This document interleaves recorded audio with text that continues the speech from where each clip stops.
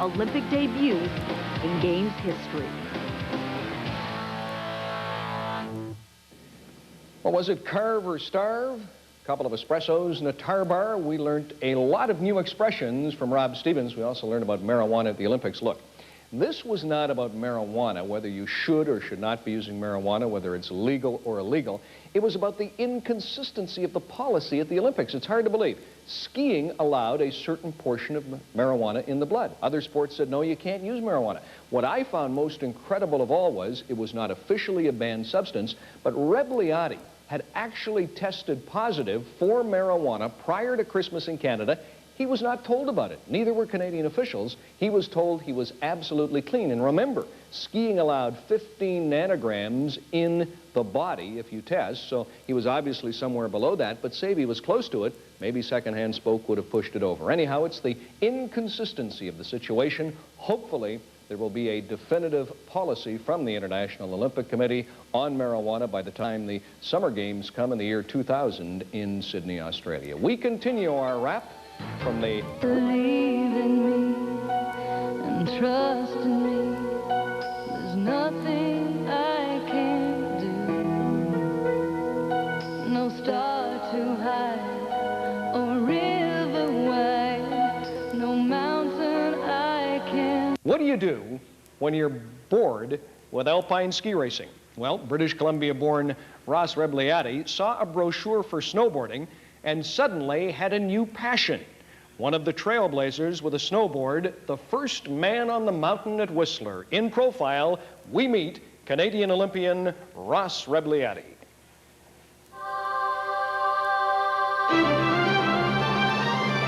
The Olympians. Presented by Royal Bank Financial Group, supporting Canada's Olympic athletes for more than 50 years.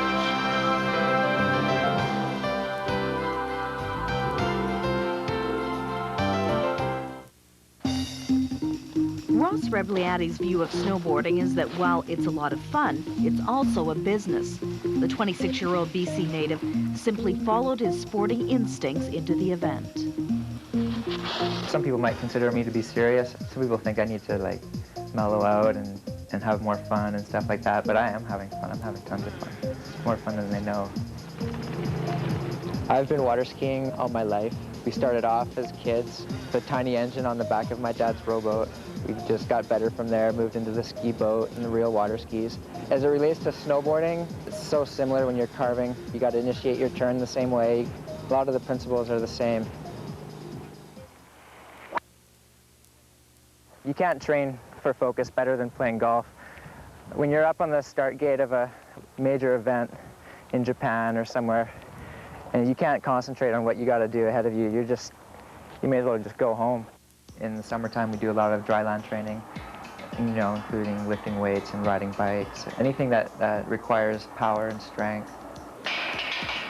There's always somebody who could be training harder than you. And right now, the competition's getting so close that you need to find everything that you can to be fast. And if that means lifting heavier weights or running an extra mile or riding a snowboard that's a little longer than everybody else, if you're strong enough, then do it. Because 100th of a second can make the difference between winning the gold medal or not winning the gold medal. And second place just means you're the first loser. After earning his first pro victory in 1991, Rebagliati grabbed a pair of World Cup wins just over a year ago in Italy and in Whistler, where he makes his home. But he tries not to get overly motivated for the major competitions. I'm not really coming into the Olympics with any different kind of outlook on the event that I'm going to do. There's more pressure involved, obviously. I'm just going to take it as any other race, and I'm ready. I don't think I can do more than I'm doing right now. There's no difference between me showing up at the Olympics for the race as opposed to me showing up at any other race. I'm always ready to race, and I just need to know what time I need to be at the start. All the elements are in place for an Olympic medal.